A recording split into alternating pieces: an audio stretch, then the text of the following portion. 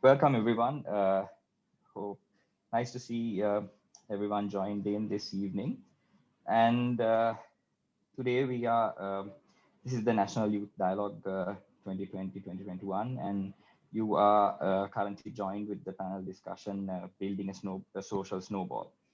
Uh, I don't think any of my panelists today need any introduction, but I will be giving a small intro to everyone who has joined in. Essentially today, hopefully we will be having a entertaining and an informative discussion, and mainly we will be focusing on how each of these individuals have in their own right built a social snowball, and how they continue to lead and innovate in that sphere. In that regard, the first two panelists of mine need absolutely no introduction, Gehan and Dino. Both of them have been in the media industry and dear friends, and they are currently both heading their own production arm. And apart from their comedy, I think I would like to introduce them both as digital content creators who are extremely effective at what they do. Next up, we have Linka, who is the Youth Social Entrepreneurship and Innovation Consultant at UNDP Regional Youth Project on Leadership, Innovation, and Entrepreneurship, which is essentially Youth Collab. Linka has joined the UNDP Bangkok Regional Hub in December 2016. And since then, she has been coordinating national youth entrepreneurship and innovation activities with more than 20 countries under the Youth Collab Asia Pacific region. Next, we have Samakya, again, who needs no introduction, but I will read this profile just for formalities. Samakya. So Samakya is a decorated athlete who has excelled in rowing and water polo. And at the age of 14, she became Sri Lanka's youngest rowing national champion. She has also represented the country in the international arena in multiple locations. And she is also the only woman in Sri Lanka to be selected for the Olympic qualifier regatta, competing in the open category of the Asia and Oceania region in 2016. And lastly, we have Benislo Sushan. Benny, great to have you. Benislo Sushan is the founder and chief instructor of digital storytelling, an educational initiative that empowers youth across Sri Lanka with skills of citizen journalism and digital literacy. Uh, and Penny has a lot of experience, especially teaching the youth about using mobile technology for storytelling and empowering the youth right across Sri Lanka. So that is my panel for this evening. And I'm hoping for a very free-flowing conversation, as I have told all my panelists. So to start off, I think before anything, before all the other questions, I think it's important, since the theme of this panel is building and creating a social snowball, how each and every one of these individuals have managed to do it. I think that story in itself is going to have a lot of learnings for all the youth listening in. So we're going to start with Gehan and Dino, but since I can see Dino clearly, I'm going to start with you, Dino. If you can just tell us how it was starting off uh, in terms of storytelling and digital content creation, and what were the pitfalls, and just how you started off and what made you all take the plunge of becoming independent content creators in Sri Lanka. Uh, Thanks, Johnny. Nice to see you. Glad you're doing well. And also big thank you to UNDP for having us at the outset. But yeah, it kind of was an organic transition, to be honest, because both of us, we've been in the media industry for quite some time. I've actually been in radio for over a decade. And one thing we noticed, even while we were in broadcast, when YouTube and digital platforms, especially social media, was in its early stages, was one thing was that the proliferation was growing at an exponential rate.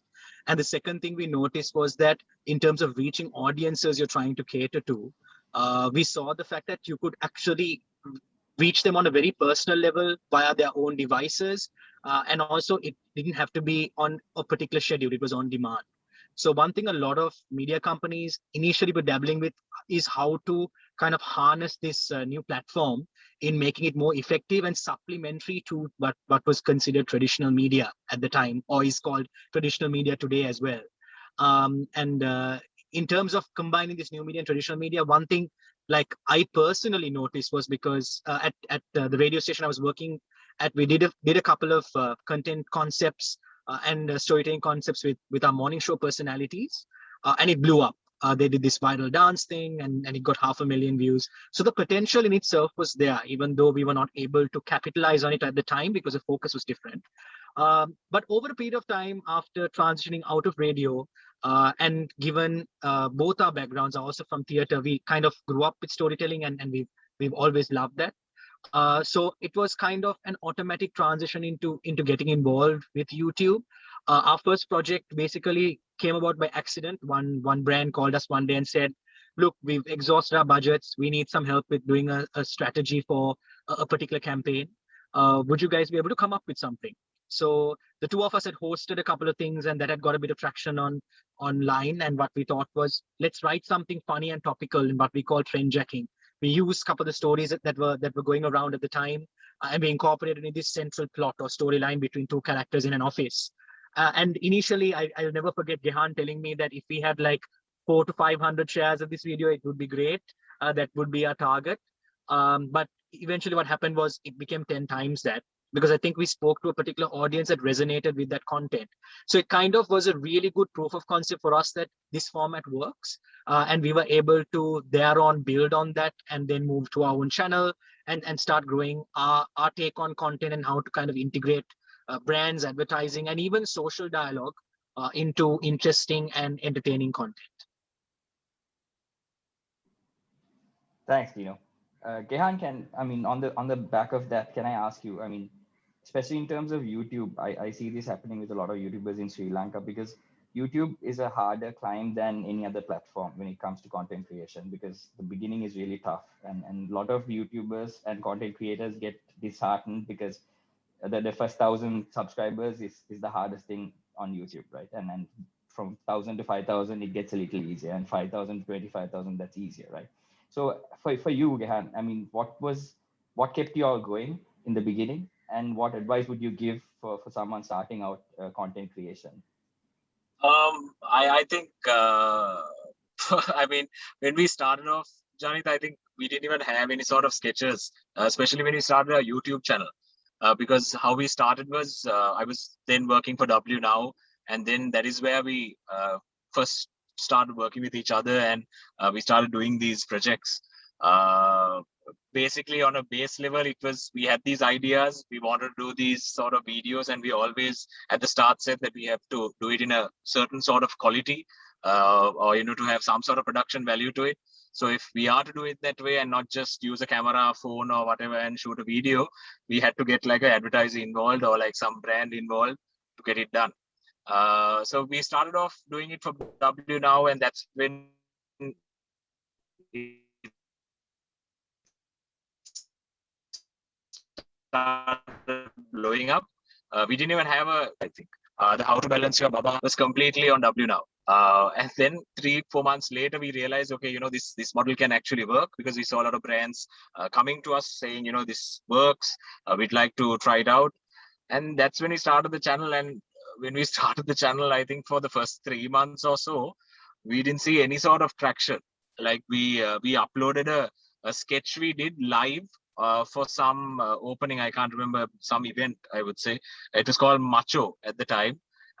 So thankfully, someone at the event recorded that, gave us the clip, and we put it on our YouTube channel and launched the YouTube channel in November 2018. And till about March, I would say I think we had about 1,000 subscribers, not even 1,000, I would say. And the video had like less than 10,000 views. It was horrible. And then suddenly overnight, like in a couple of weeks, we realized that video had about 120,000 or 150,000 suddenly in like 2 days or something like that. So that's what YouTube is. It'll pick up on one sort of video and suddenly you will go viral, and then from there onwards, you start building and building and building. It's actually easier to start growing on your subscriber base once you make over 100,000 subs. That's actually the how it usually works. It's like making your first million. So, you make it and then you accumulate way more than the effort you put to accumulate that one first million. So same with YouTube. Once you hit that 1,000 subscriber base, so every time if I talk to people, I'd say that, or we'd say, keep doing it. One thing, it's just one video that has to work. It doesn't need to be like all your videos. One video works, goes viral, and once that happens, your channel will start getting traction, and then you will also start. But having said that, I think for us also it's very important, and it's important to tell people this, that we've been using different formats for our content. We've been testing out a whole bunch of things. Certain things work, certain things don't. Actually, our first ever video was a big fail. It was not the Salam Bank video. We did a video, I can't mention the brand, but it was horrible. We did it for a big brand, and excuse me. Basically, it started off as, okay, it's a content project, okay, a little bit of brand colors, major branding. You can go do whatever your thing, and then suddenly started converting into an advertisement. And from there on, it just went downhill.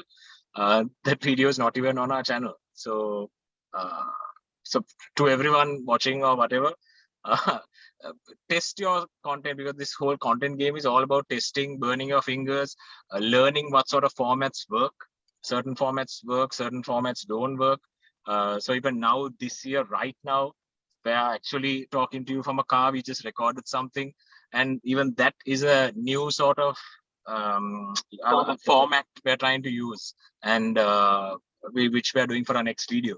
So like that, you have to keep innovating. That's the whole game with content. So that's what I have to say. That's great. And I think you touched on something really important. When it comes to content creation, iteration is key, right? And sometimes your iteration sucks. And that's something you have to always, I mean, after the panel, I'll ask you what that first video was, but then thank you for sharing that, because I think as Sri Lankans, I don't know, for me, sometimes I feel like we take failure a little too seriously, and that stops content creation. So thank you so much for sharing that. Yeah. And let's move to Samakya now. Samakya, what's your story? I mean, we know where you are now, but I think we are all more interested in how you started and what propelled you, apart from your athletic achievements, what you've built currently in terms of social media and what you're doing, and what made you do it. Honestly, I originally had a very private account. It was mainly private because I was more worried about people judging, because I'm more from an urban or Colombo background. I was more worried about people judging, especially as a female, what you're wearing, what you're doing, are you in the language they would say. But I had a friend who was already in the industry who was just like, in this world, there's nothing called private. So you either put yourself out there or you don't, just avoid it fully. And I also realized at that time, if I don't step up and I don't be myself, I will be slowing down the other people who would like to. For an example, 10 years ago, a bikini picture, I don't know whether it's a proper place to say this, but if bikini picture was a thing that would have been sold among people, right? Like a nude, which is wrong. But today, women actually embrace it. It's out there on social media that if someone passes around a bikini picture or girl in a butt shot, it would be a joke on that person, because it's actually freely available and it's much more normalized. And I realized the more you do it, the better it becomes. That's how I started, but it was not like I wanted to get any followers, nothing. And what actually happened was, originally, I just put out whatever I felt like. It was mostly dancing things and images of myself that I first started putting out, which kind of did give me a breakthrough. One, because dancing wasn't something I thought of as a career. It gave me the ability to make mistakes, to look like a fool. I didn't have to overthink it. I mean, even if people said that you looked bad, it didn't matter to me, right? Because it was not what I was thinking to take as a career. But that is also what helped me keep putting things out and keep uploading. And the more I did, I guess the more visibility, like they said, came along. And I actually got an opportunity to work with BNS, which I never thought of coming through. And that's the beauty of social media. It allows anyone to explore whatever they like, a passion, even if they have the skill, learn the skill or not. It's a way of actually hiding their insecurities and just putting themselves out there, which could be a good thing. But actually, I started building my social media in April during COVID because I was getting frustrated with my work. I was having a lot of free time, had free time, but couldn't really do anything. So what I actually did was I combined two things I loved, dancing and fitness. And that's how I started getting on TikTok. And I started putting the same thing on my Instagram, more likely. And for some weird reason, it just picked up. And I was just being myself. And then my friends are just like, why don't you take it a bit more seriously? Why don't you actually do it by yourself? Because I was already working in a company and doing the same thing professionally. So I quit. And yes, that's when I started realizing I could combine the two. And then I learned from each mistake. I have a few friends who told me what to do, what not to do.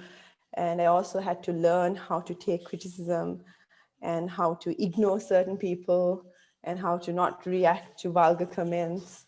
Because sometimes after a while, you don't have the time to be bothered reading them. But then again, you need to have someone to tell what you do is right and wrong, and you have to listen to them. Otherwise, you can either get really narcissistic or you can get into depression. So yeah, that's how I got in. Thank you so much. I mean, I was keeping some of these questions for later on, but you have actually touched upon some of them now already. So I think I'm going to ask my follow-up questions from you right now itself, Samakya.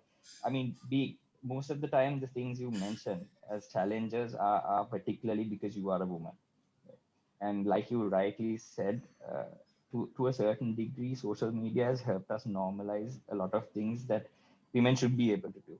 Right? But that being said, as females, you do face more challenges, right? And a lot of toxicity when it comes to social media. What's your support system and how do you deal with that? And what's your advice for someone who is a female who wants to come into content creation but is worried about the level of toxicity that exists?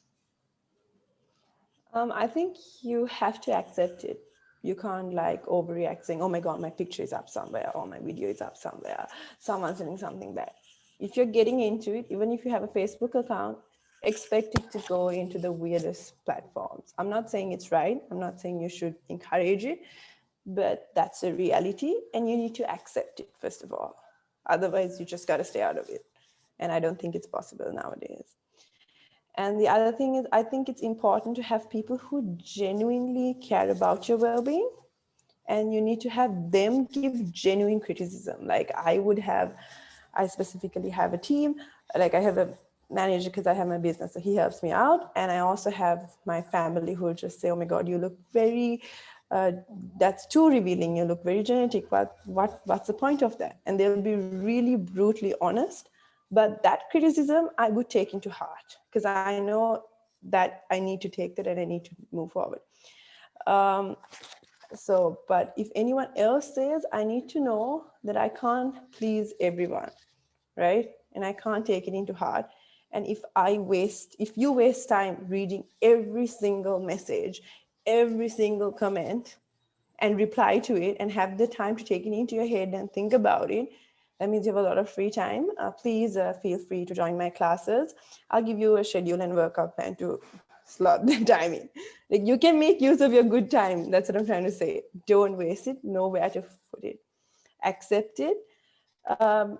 And don't try to react to it and don't give them publicity, because I've realized some people, especially when I go live, they would start saying things, right? First they'll say it nicely, but you also know they're not saying it with the right intention.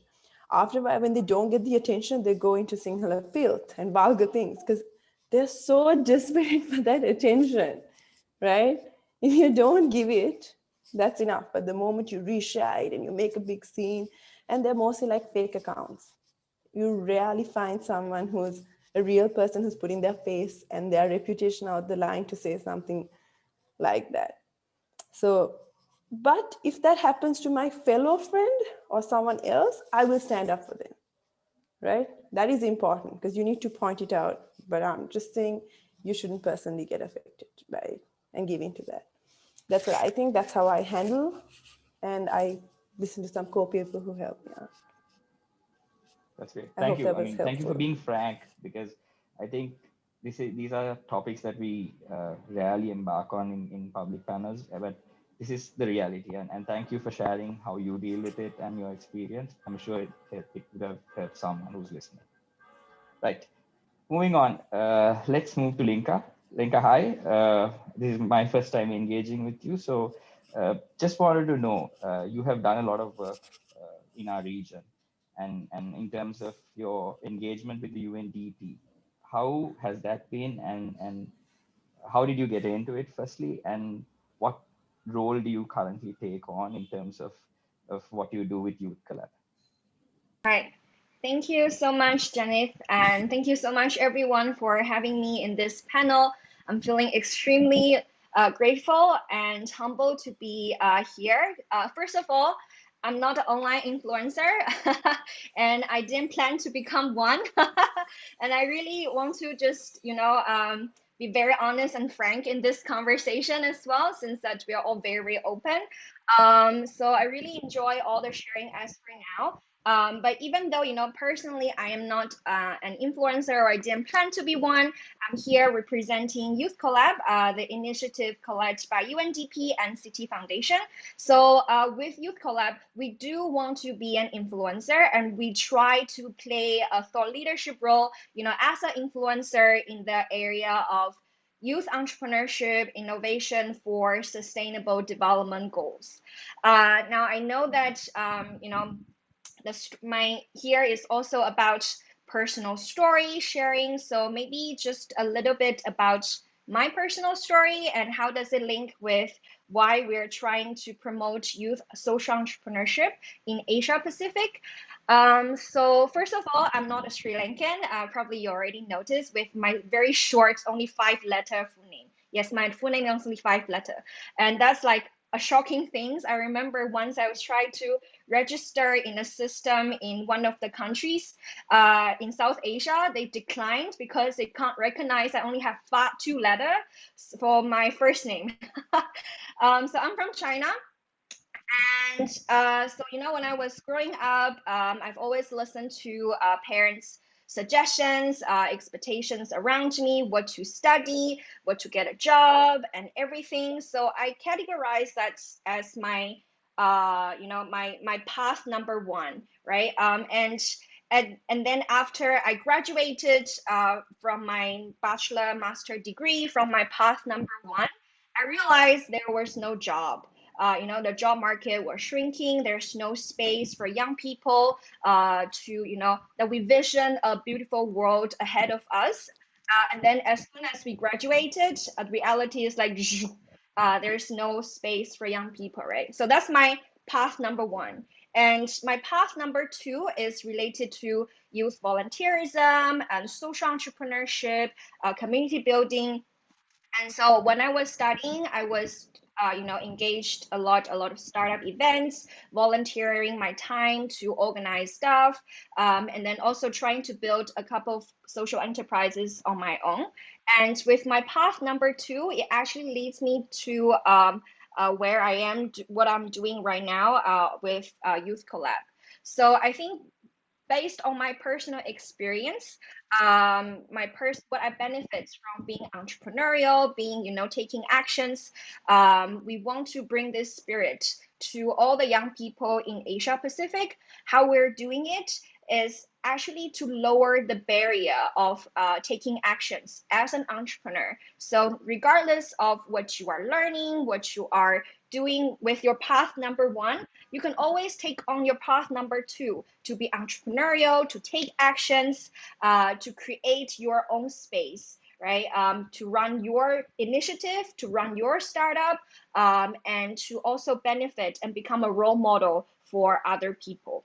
So So when we are looking at what is going on in youth social entrepreneurship in Asia Pacific, across the region, we notice that there are some roles that Youth Collab can play. Like for example, linking some opportunities for young people or giving them ongoing support to make sure that their initiative, they know how to navigate in the ecosystem, etc., etc.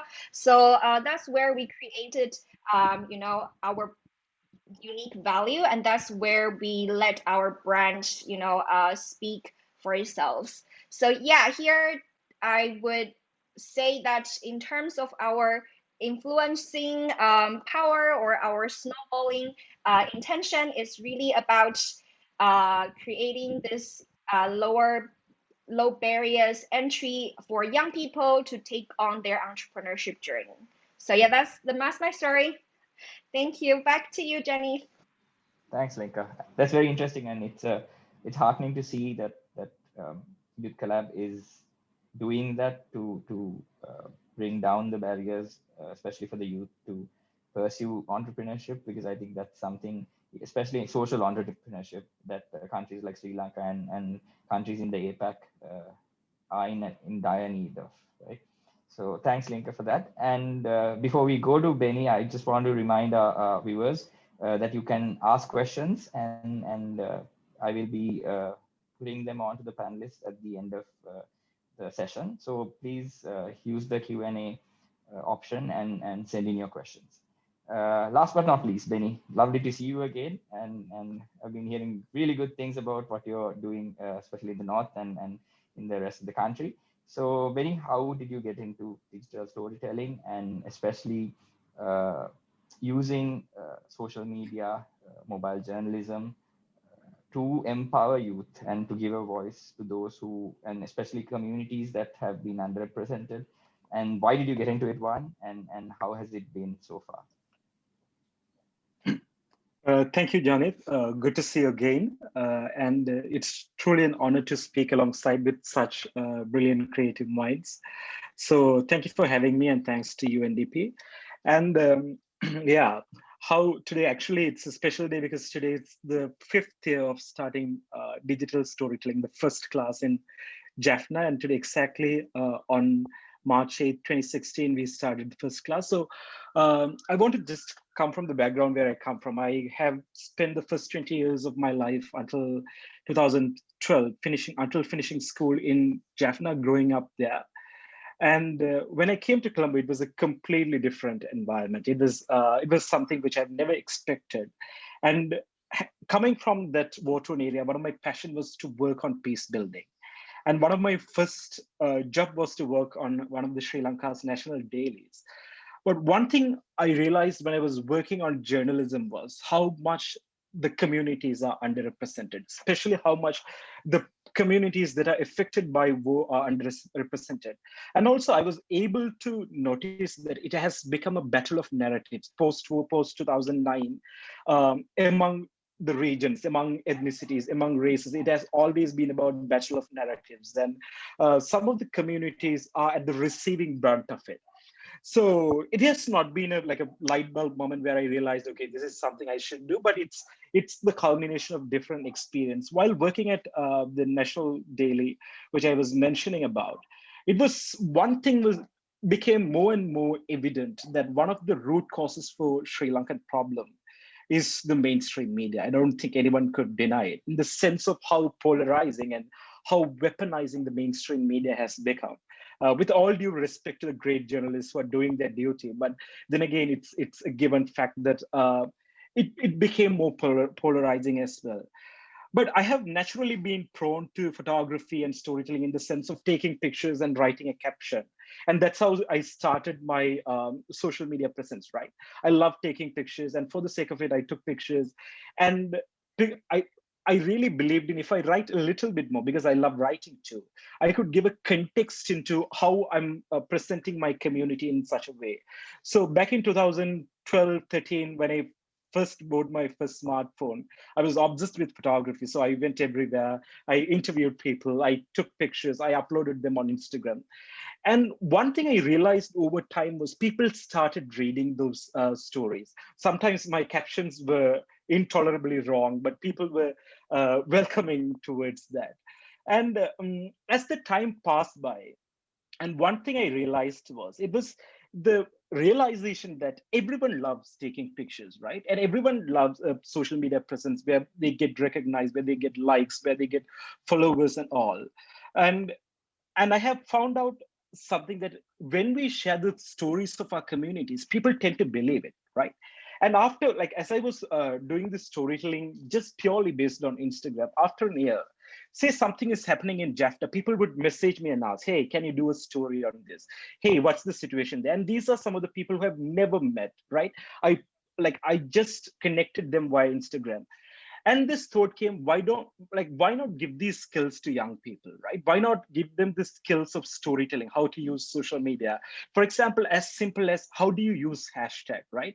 What are the basic compositional techniques in photography? What are the basic techniques in creating a video, editing a video? How do you put up content, right? These basic stuff. So then the opportunity opened up. Then there was this institution which was interested in getting a bunch of 20 young people and training them. And having not been experienced in like formal training or formal education on any of this, I started it off. And it has like the reason why digital storytelling has been able, like we have been able to reach more than 2,000 youth in the last 5 years is purely because that it was born out of a necessity, right? It was like there was no business model behind it. There was no long-term vision behind it. It was just that there's an opportunity. Everybody has a smartphone. Everybody loves telling stories. Everybody wants to have a social media presence. Why don't we just structure all these things in a coherent way? Why don't we give them the skills of storytelling? Why don't we get them to tell the stories of their communities? And one thing I realized was, as I told, it has become a battle of narratives. Once we give young people, say from Jaffna or Mullativ, uh, the skills of storytelling, they don't have to depend on the mainstream medias to represent what their community stands for, to represent what their community is about, and to represent what the narrative should be. Or at least they had the opportunity to counter the narratives that are put out by the medias, right? And counter these polarizing narratives that are out there. And that was one of the reasons why, like, let's decentralize this whole thing. Let's not solely depend on mainstream media anymore. Let's empower the young people with basic skills so that they can go tell their own stories from their community. Because we always start with this question, right? Who can tell your story better than you, right? It's we ourselves who can tell our stories better. Similarly, it's us who can tell the stories for our communities better. And once we started it, a lot of students and a lot of alumni who were coming out of the digital storytelling have started curating their own storytelling feeds. For example, there's one student from Mullativ. We were talking about this case study called Everyday Africa, which is to break the stereotypes about Africa and to showcase the everyday realities of Africa using mobile journalism, right? Using mobile photography and basic captioning. And this student from Mullativ, he came to me and said, sir, I want to start Everyday Mullativ. Because every single time people look at as someone who comes from the war-torn area, but our place is also a place of hope. Our place is also people want to rebuild, where people want to come out of this dark past and we want to share this national life together. And he went ahead and started. Then there were these two other students who came and said, we want to start a page called Jaffnapedia and we want to showcase what everyday stories of Jaffna look like, right?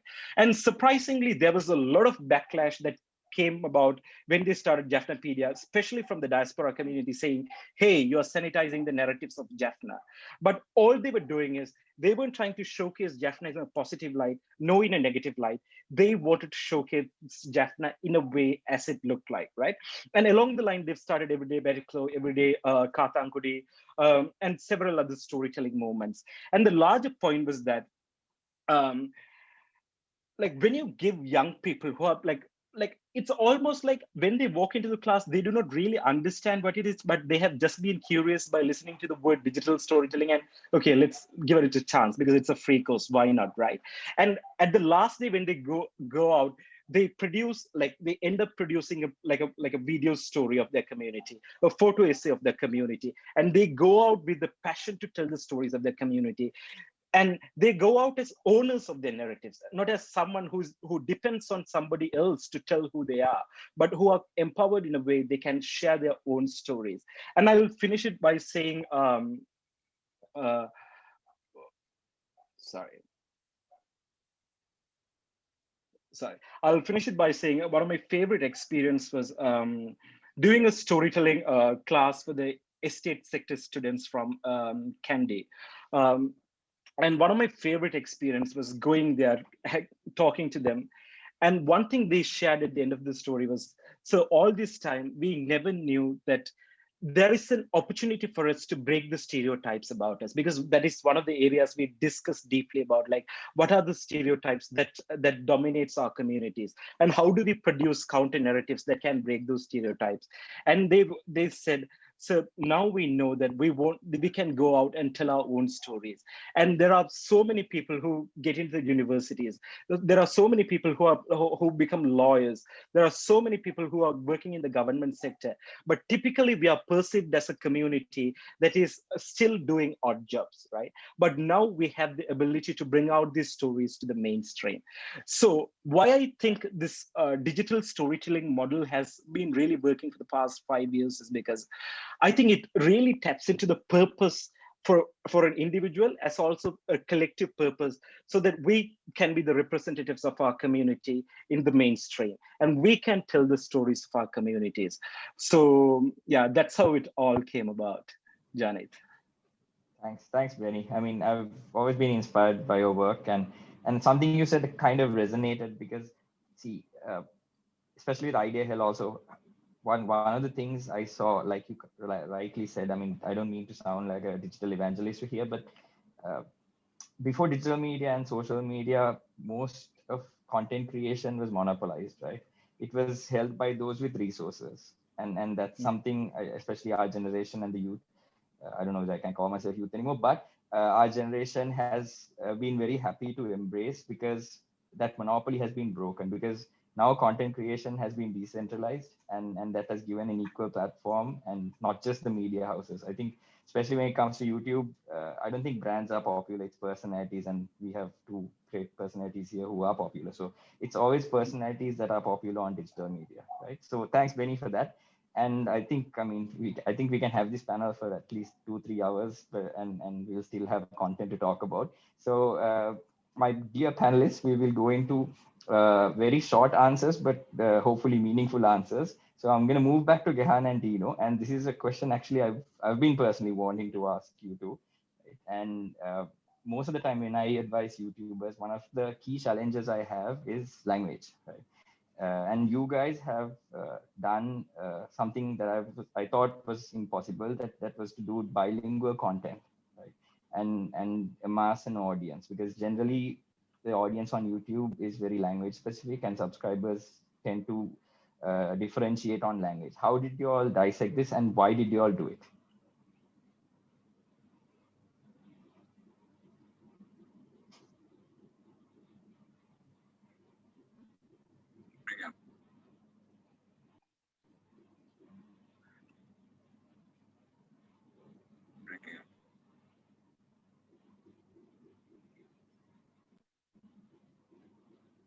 Gehan and Dino, did you hear the question? Sorry, Janet, you were breaking up, Machang. If you can just You yeah. were mentioning about differentiation between languages. Sorry, I think the signal is a bit Yes. poor. Okay. So basically, what I asked was, like, you all have done content that is bilingual on one YouTube channel. Generally, when it comes to advice from YouTube itself, they say, you know, if you are doing 2 languages, have it on 2 separate channels. But you all have perfectly, you know, walked that line. How did you do it? One, because that's an advice a lot of Sri Lankans look for when it comes to starting their channels. How did you do it, and why? Janet, I was just discussing with Dino also this. Janit, we've let the brand we work with, because I mean, if you look at all Block and Dino videos, there's a brand involved, and there's a certain target audience they want to reach. So we let the brand dictate to us as to what sort of route we take when it comes to the percentages of, let's say, language. For certain sketches, a brand would come and say, look, we would need to reach, SEC, CED, a bit of a mass audience. And then we decide, okay, then, the language should be more Sinhala, or the sketch should be more Sinhala, with maybe a little bit of English. Then there are brands like the recent one, or the video we uploaded yesterday, where they come to us and they ask, saying, look, we need to reach sec A, B, someone who can afford an apartment for 26 or 32 million in Colombo, Union Place. So then we say, okay, then obviously the sketch should be more English in terms of language, with maybe a little bit of Sinhala. And that's how we dictate it. Unfortunately, the both of us, even though we have Tamil roots, we can't speak, we should be ashamed. We can't speak Tamil, unfortunately. But if we could, I would say we would put elements of Tamil into it as well. But to mitigate that, what we have done is we, for every video now, we have subtitles in Sinhala, English, and Tamil. The last 10 videos Block and Dino has uploaded has had subtitles, and we have an amazing subtitling guy who can do all three languages. So yeah, so that's how we've managed to control it so far. Yeah, and the thing about language is also one thing that's very interesting is language itself, right? Colloquialism. Like when you look at it from multiple perspectives, there are certain jokes that work that are funnier in Sinhala. And there are certain jokes that are funnier in English, certain setups that are funny in English. And also sometimes getting thoughts across, you can be more structured when it comes to English, but you have to be way more specific when it comes to Sinhala. So I think each language has its own advantages and disadvantages. Sometimes when we write also, we use or harness those availabilities with language also in kind of optimizing our message and also optimizing our humor. But one thing we have noticed also was the fact that when brands speak to us and ask, when tell us this is the kind of SEC or social economic class they're going for, we also do subtitling to ensure that no matter who you are, you can access the content, you can understand the content. And for us, it's been interesting because you're kind of exposing people to also different thought processes, different lifestyles, different environments, different situations, different scenarios. You're also introducing them to humor on different fronts. And I think in its own way, those differentiators are also interesting, provided you can balance it the correct way. So I think that is something we've been able to thankfully do. And it's been effective towards our benefit. But you're quite right, Janit. I mean, usually they say if you're stronger with a particular language, stick with that. If you're going to go do content, be known for one thing, so people can kind of connect with you on that front. But for us, I think that one thing is humor as opposed to language, and we use language to kind of embellish that kind of brand we've built or what we are known for. That's exactly what I thought, Dino, because see, I think you all have used the common ground of humor because that surpasses language, right? I mean, and your humor is not slapstick by itself. So that's a harder part that you guys have taken, but I think that this has been an inspiration. And I think even for the region, this is a great example because that in itself is it changes a lot of things that we thought about YouTube, right? So that's great. Thank you so much for that answer. Right? And next, Samakya. Quickly, I mean, COVID hit, gyms closed down, right? And especially in terms of content creation, the vertical DIY, how to became one of the most sought after. I mean, it still is on YouTube. It's one of the most searched strings. How to DIY, how to do things at home and by yourself. And it has given rise to personalities such as yourself. How do you see this trend going? I mean, personally, I think this is going to continue. I mean, for some reason, for digital media, this pandemic has been good because it has given rise to people using credit cards more, especially in terms of our region. And it has given rise to newer personalities. And how do you see this trend continuing? And how are you currently using digital media? I know you coach online and do most of your content revolving around how to do home workouts and all that. So how do you see this trend continuing? And personally, how do you plan to innovate because you need to innovate in this regard. So how do you see the trend going, and how do you plan on innovating? I think we were slowly anyway getting there, but overnight we were forced to get there. Like we had no choice. So it's really good because even for me, my passion was coaching. I wanted to coach. I really wanted to work out, right? So they sometimes say when you lose everything, it's actually a good thing because you need to somehow find out. And that's literally what happened. And I think it will definitely continue because even if COVID ends or when it does, and even if gyms go back to normal, I don't think the online platform will die. I just think it opened the door for newer people.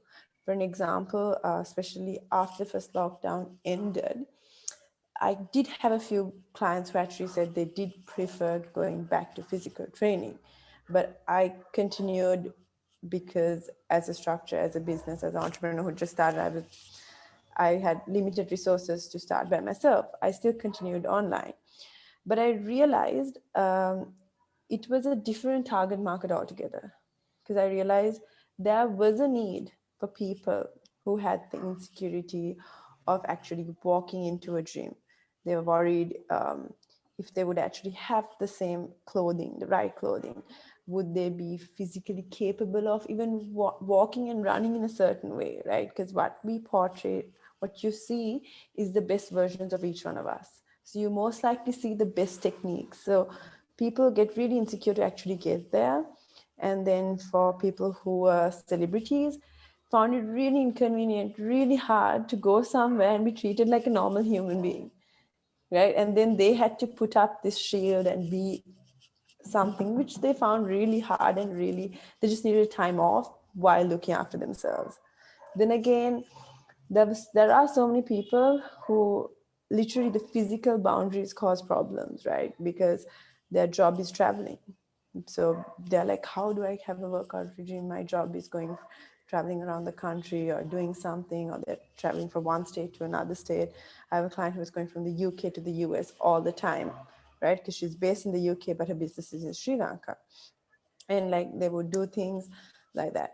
So I think COVID made us realize that we can still do it online. It's a different way, and we had to accept it. And we also had to accept that there was things like calisthenic training and there are different aspects of it. So I think it will continue. It will just open new markets. Yes, the economy, I personally do think, has not collapsed, right? I don't think the money has disappeared in the world and people are dying. I just think jobs are become obsolete and new jobs are creating. So if you're going to think in the same way as people to survive, whether it's entrepreneurial, it's skills, education, if you look at the same way as we did even 1 year ago, we're not going to survive in today's world. I think we need to look at it in a newer way. And it's not all negatives, it's just a different way of seeing things and doing things now. And we need to accept that. True, agreed. I mean, what they say is, especially in terms of Sri Lanka, where we would have been digitally in about 5 years, we have been pushed suddenly. We've been thrust into it because of the pandemic. And what you said was rightly true, especially in terms of the youth. I think one of the things we have to look at is how future-proof your job is, especially in this climate, because certain jobs will become obsolete, certain things will be automated. So I think whatever skill as youth, what we get into, especially whoever's listening, the advice should be make sure it's not going to be replaced by a robot or an algorithm, right? So thank you so much. Yeah. Next, link up. I had this question for you when I read your profile, right? Especially in terms of a developing country, and since we are talking to the APAC region, how important is social entrepreneurship? Because we see, I mean, I don't know, this is my personal opinion, correct me if I'm wrong. We don't see a lot of social entrepreneurship in our country. And why do you think that is? And how do you think we can bridge that gap where we empower and I mean, I know Youth Collab is doing that, but how can we help that process further where we help our youth to make more strides into social entrepreneurship? Yeah, I think that's a really, really good question. I think there are multiple reasons of why social entrepreneurs are like such a rare creature species in our society. And I think it starts so first of all, and I saw also in the Q&A as well, like people are asking the definition of entrepreneur. And also and then there's also ongoing debates of social and entrepreneurship, social enterprise, right? What do we mean? And in different countries there are different definitions. Depends on what percentage that you reinvest back to your community. And also sometimes it's about what is your vision, mission, what is your intention. So there are like a lot of uncertain things that still to be decided in terms of social entrepreneurships. I think that's one. So maybe they are. So actually, there are a lot of business and initiative with really good intentions, with social impacts. But then a lot of those good intentions maybe is overshadowed by their good revenue, right? So then people don't recognize them as social enterprise. So that could be one of the reason. And so the second reason is that it's really, really hard to make your business sustainable at the same time create ongoing impacts, right? There are a lot of enterprise started as there are two ways, like NGOs, and then started to look for business model. There are also business and then realize that they want to create impact, so they have some offshoot and with this impact driven activities, right? So it's really, really hard that which comes first, which comes later. Of course, in theory, in textbook, it's easy, right? It's easy to talk than to talk about it than actually doing it. Because I'm also have experience running social enterprise and running startups with social impact, so I know it's really, really, really hard. And so what we are trying to do, and I think a lot of hope for future in Asia is a couple of things. First of all, that with a lot of efforts in the ecosystem, trying to lower the barrier so that young people can take, uh, you know, try their enterprise, their idea without fear of a lot of losing a lot of things, a lot of failure. We're trying to encourage that culture in the ecosystem, and also trying to know with the presence of, if you're a young person, if you want to do something, they are some of the initiatives that you can count on. You can ask for help. You have someone to guide you, to help you navigate what's going on in the ecosystem, right? So I think that's the first scheme of hope. The second is actually, I think there are a lot of emerging discussion on patient capital. Like a lot of us are growing in this digital age. We want to do something and then expect something in return tomorrow, right? Because of what we have gone through in this like fast changing environment. So it feels like if we do something, we will get the result tomorrow. But then most of the time, if we want to create long lasting social impact, we also need to have some long lasting preparations. So I think that a lot of patients capital are coming up, and we hope that we can also strengthen this culture and build confidence within the ecosystem as well. That their hope their hope on youth social entrepreneurship agenda in Asia Pacific. And lastly, I think as I mentioned, that the definitions, a lot of debates on the definition is black or white and stuff. But what is really amazing is that we have SDGs to understand what we are trying to achieve, right? Before 2015, there were no SDGs. So it's just social business or social enterprise. But after 2015, we can talk about business that has are accelerating SDGs, the achievement of it, right? So now we don't need to talk about it as a black and white either or is a social enterprise or not, but rather is a broader inclusive way to see that this is an initiative, an endeavor that is trying to accelerate the achievement of SDGs, and we're working on this together. Yeah. Very true, Linka, because I think the fear, especially in our region, is especially when you go into a social enterprise, that people questioning your motive. I think that's something a lot of youth would come across, and I think your advice would be very applicable. Quickly, Benny, I think we're gonna move. I think our time is almost up, and we have to go into Q&A. But I have a question that that has already been asked in the Q&A as well.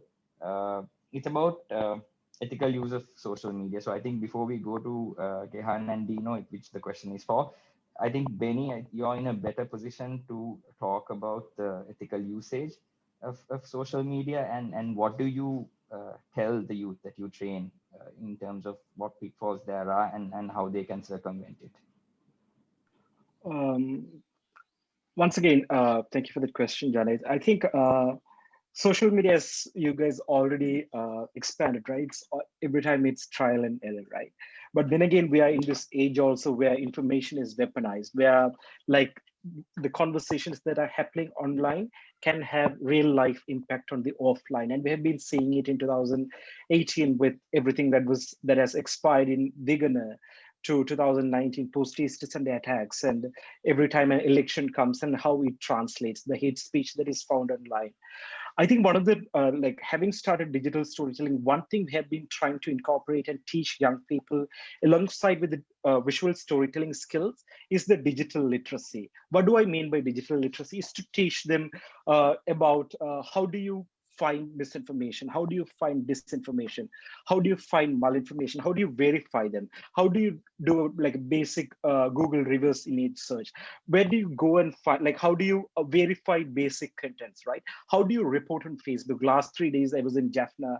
We took 20 young people. We trained them as citizen reporters so that we gave them 4 critical skills of being able to report hate speech, being able to report violent extremism, being able to report disinformation, and also being able to report gender-based violence or sexism that is found on social media, right? I think one plea I would put out to the development sector, who has this enormous power to reach a lot of people through trainings and through different engagement, is to really pass into this critical skill of not just being able to produce effective content, but also giving them the skill of becoming responsible consumers of information.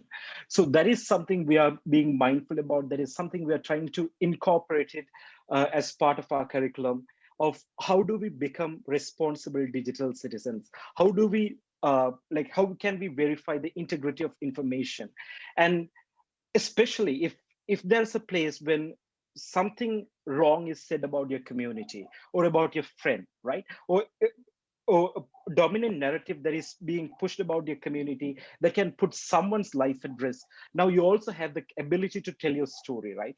To go and debunk those myths, to go and produce those counter narratives. So this is something we are I would say I have no clear-cut answer for it, but this is also we are trying out different new things of really educating the people, giving them the skill to become effective digital citizens, become smart consumers of information. I think we have come to a stage where it has to be incorporated into the mainstream education also.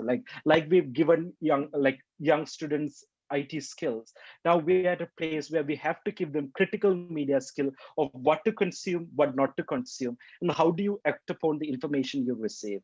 So yeah.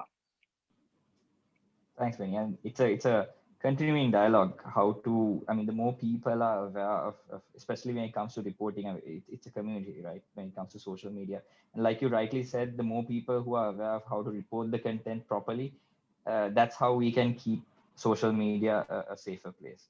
Gehan and Dino, on the back of that question, talking about ethics, are you all there, guys? Yes, you're all there. Gehan and Dino. So there's a question for you. it's a tough one, and I hope you guys answer this frankly. How do you select the brands you engage with, and you check the ethical side of the brands you promote? And I might add to that, have you ever turned down a brand due to ethical reasons?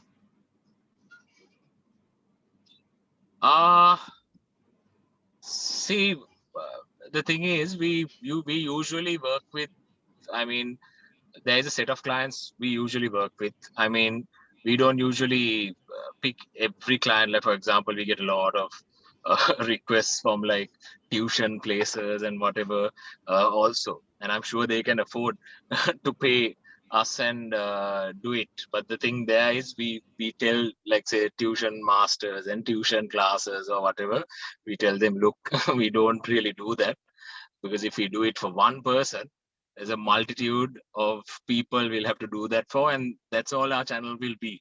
It'll always be tuition classes, go here, go there, whatever, and I'm sure they can afford also to pay. So we usually as policy, we only work with, like, let's say, corporate brands, so we stick to that. And we basically work with brands we feel fit our sort of profile as well. So and we take on any brand in that sense. If they want to reach a mass audience, it could be a mass brand, it could be like a segment specific, like a niche brand, any sort of brand. We work with any brand as long as we feel it's the right fit for us. For example, I mean, there are brands we have handled which no other YouTuber or content creator would want to handle at a time when they didn't want to handle. Like, for example, straight after the Easter Sunday attack, Pick Me was getting a lot of hate online. Like, Pick Me Food came to us, and when they came to us, we told them, this video is going to get a lot of hate. They told us, they can't even upload, like, let's say, for example, this particular restaurant, 25% off. Even for posts like that, people were putting like racist comments and whatnot. So they found it very difficult to do any sort of marketing online, especially digitally, because they were getting attacked because of this false perception that was out there. But we took them on. We took the brand on. We told the marketing team, we told the marketing head, we said, look, this is what we're going to do. We're going to get hate anyway. And we did. We were called, we don't need to say that. No, okay. I can't say that. But we were called all sorts of names. So basically, we knew that was going to happen. So what we told the client was, look, we're going to make something so funny that even the most racist, bigoted, small-minded human being in Sri Lanka will watch it and not necessarily share it, but keep watching it. And of course, with that, the brand recall will happen. And whenever he is in need, he will always try and order from your Pick Me Food app or whatever. So basically, that's exactly what happened. We put it up. We got a lot of dislikes. Especially, I mean, usually our like to dislike ratio in terms of sentiment, we have almost 99%, 98%. This had about, let's say, 90%. So 10% in terms of dislike ratio, because obviously that was hate fuel to the brand, not for us. They were even separating us, saying, it's not y'all, it's the brand. We hate it because this is straight after the Easter Sunday attack and whatnot. So, so basically, we created something super funny. It got, I mean, at the moment, it has the highest views on Facebook. We have about 4 million views, I think, almost, for that video. Organic, no boosting, zero money spent on boosting it. But in terms of shares or whatever, it's less. So a lot of people are watching it and not really sharing it, but they keep on watching it, and that really served the purpose for the brand specifically. Yeah, to add to what Gehan said, Janit, I mean, if you look at ethics, there are two perspectives to it, right? Ethics from, I think, and morality perspective from your audience, and on the other side with working with brands. So when it comes to brands, what we try and do is we do not take on competitors back to back, because that means that we are kind of ethically conflicting when it comes to working with brands. When it comes to audience also, we feel that there are certain things we're very particular about. One thing when we work with brands also, we say is that we have complete creative control over the creative. In terms of brand connect, we can use your input, but if you're going to write the script for us, that's an advertisement. That's not what we do, and that's not our speciality. I think it's best to go with an agency, or you go with an advertising company that basically does that. And what we try to do as much as possible, I mean, we use the theory of conflict and resolution. Is an actor in a journey, you need an obstacle, and then you need to overcome that obstacle and find creative ways to do that. And that's what creates the story or the dialogue. But I think one of the biggest things we try to do in all our dialogue is basically at least have one social message you try to drive home in every single video. For example, the last video we had mentions of toxic masculinity. Then we did a video before for a supermarket brand, which basically said that women can go out at whatever time to shop, to break that perception that, you shouldn't step out of the house after 7 p.m. So in our messaging, at least subliminally, what we try to do is also kind of use our content as a Trojan horse in that sense, to kind of push either an ethical message, a moral message, or a message of social unity. We were also able to do a couple of projects post East Sunday attacks. We worked with a very talented animator called Randy, who just animated Eminem's last video, and we were able to do that video post the Easter Sunday attacks, which actually spoke about alternative endings, given the fact that there was a lot of hate propagating on social media. Even during the COVID pandemic, we did another thing called the Corona Virindua, which was basically focusing on best health practices, social distancing, and what not to do in a creative kind of way. So I think as creators, we have that social responsibility, and you have to take it seriously. You can't always shy away from it, saying that, we are entertainers, we do this only to entertain. You have to make sure that you are morally responsible. Also, when you're doing content, another thing you need to look at is, for example, if you're doing a stunt sequence, or if you're doing something that someone could try at home and it could be dangerous for them, it's always good to have something like a disclaimer at the start of your video, just to make sure that your audience is also protected. Because we don't know, sometimes there are parents who watch it with children. There are children who watch it on their own time. I mean, a 12-year-old today has their own smartphone. We got our first smartphones post O-levels, which had like WAP or something back in the day. Smart, it was not smart at all, right?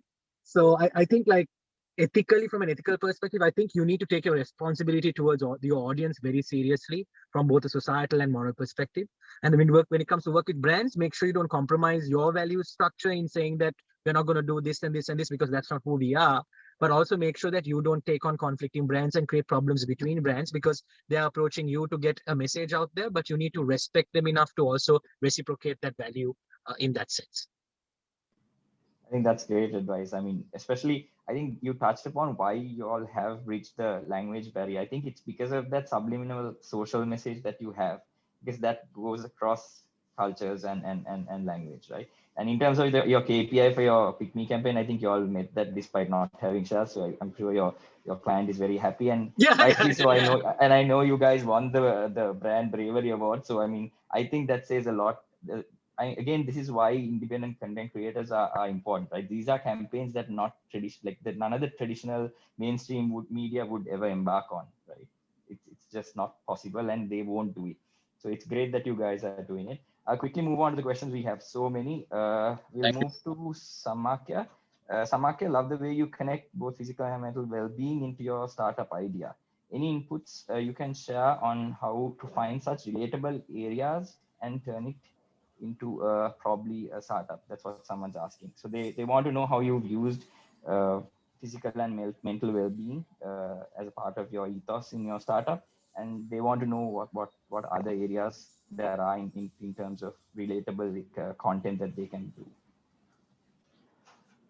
Well, honestly, with social media and with the global improvement in the internet and technology, almost anything can be made a form of income, and you can be a professional.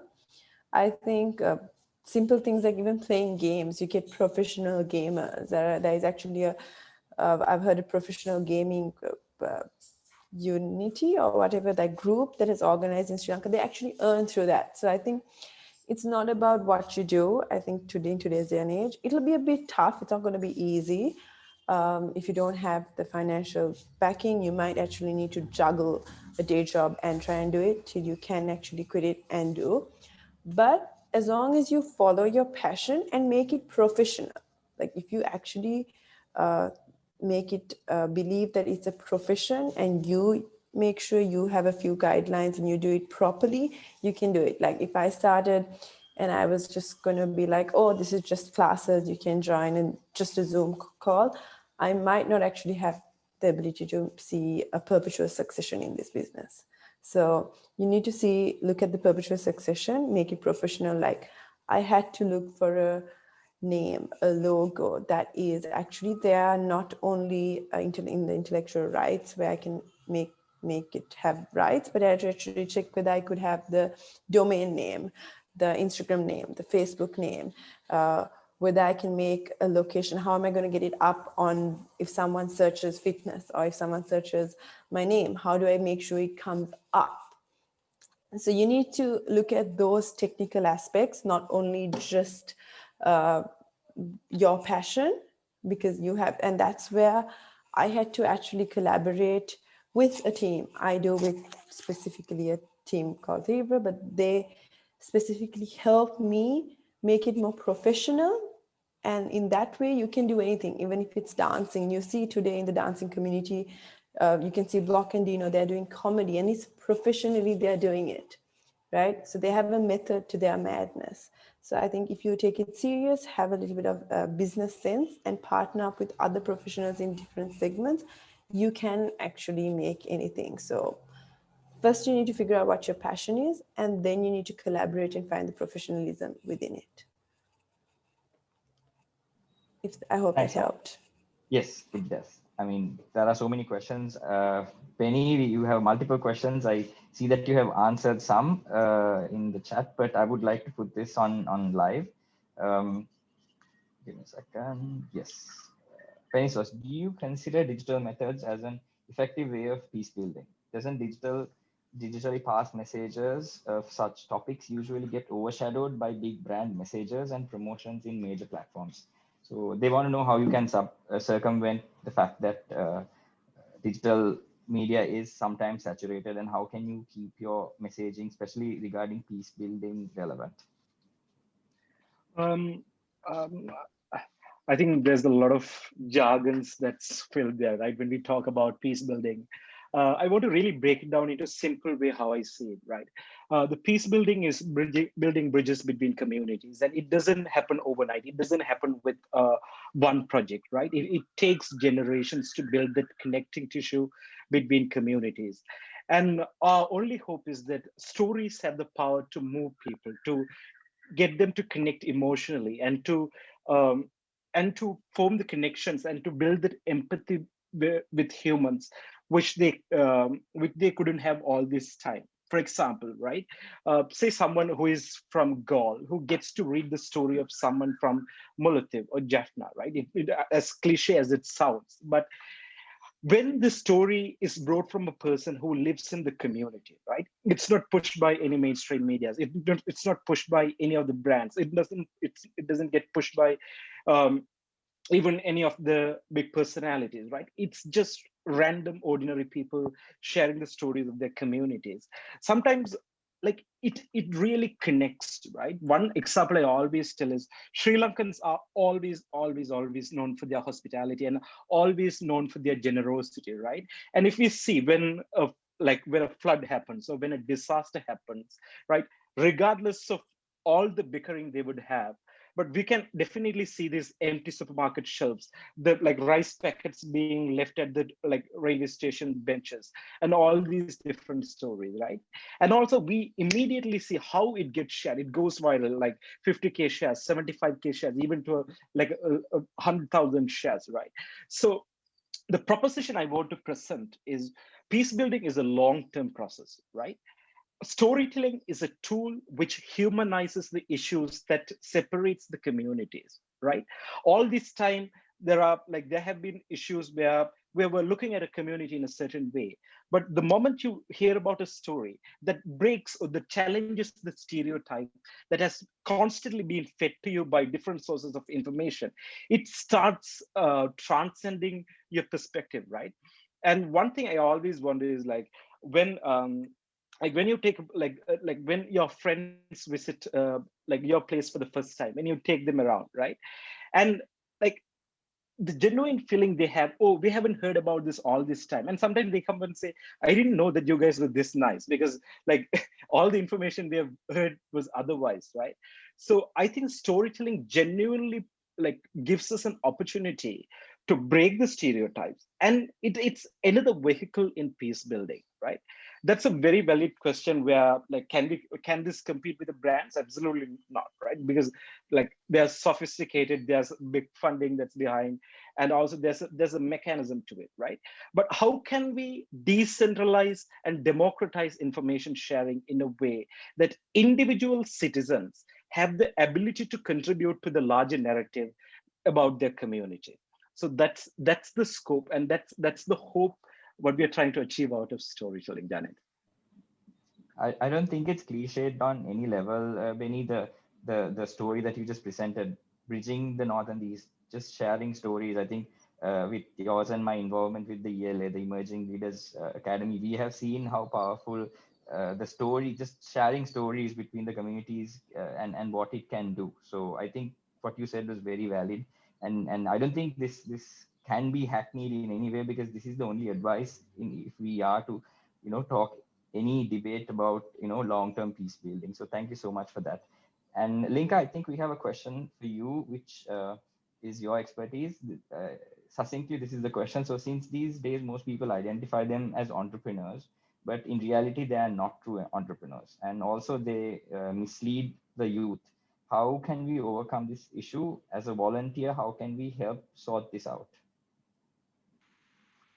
Right. I think this is a very, very interesting question. I think instead of um, just take it as a very general, I don't know, issues here, I'm also very curious about, each single cases, because I think I'm curious about what is our own definitions of entrepreneurs, right? What is our bottom line? Like, are people taking opportunity to make money? Does that count as entrepreneurs? Or, what you meant as when you say misleading or misinterpreting is when you meant that they're actually running an NGO, they're not making a sustainable, they're not making a business model out of it, the project that they're doing. So I'm very curious to also understand your perspective before I also try to summarize or generalize stuff, because I think there are different way to see it, right? The way I see it is that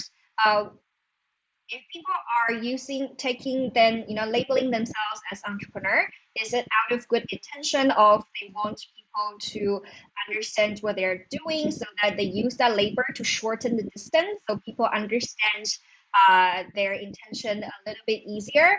Or, and also, does this kind of maybe a mislabeling creating any negative impact to other people?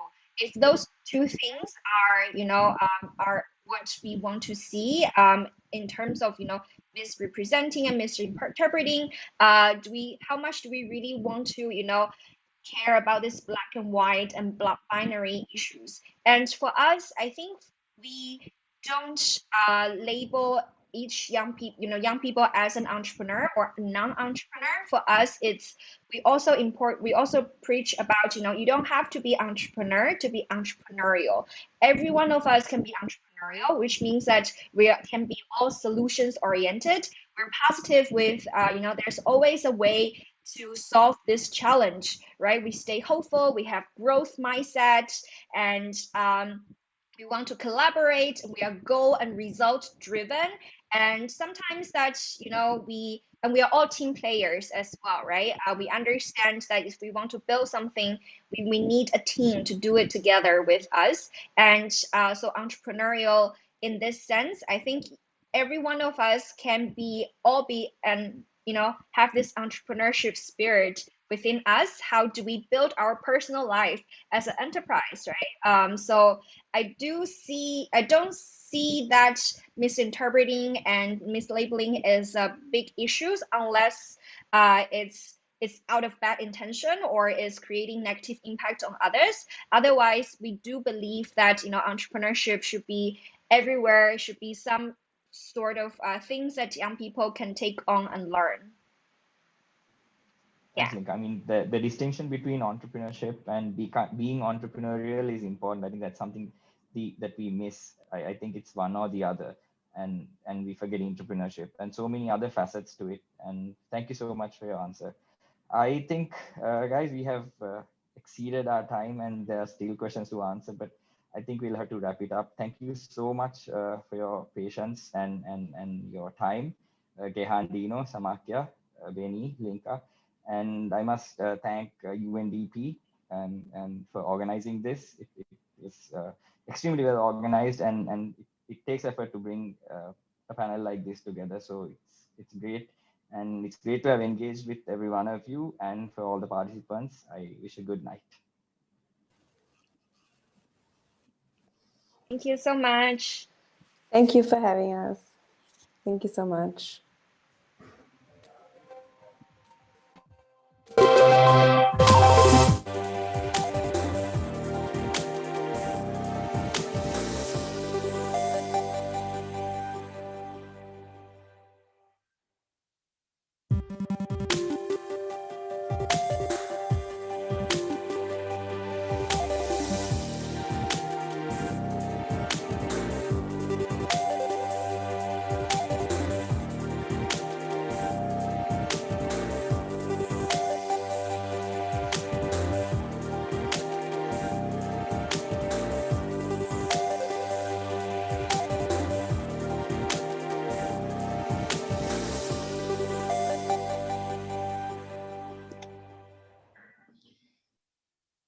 You gotta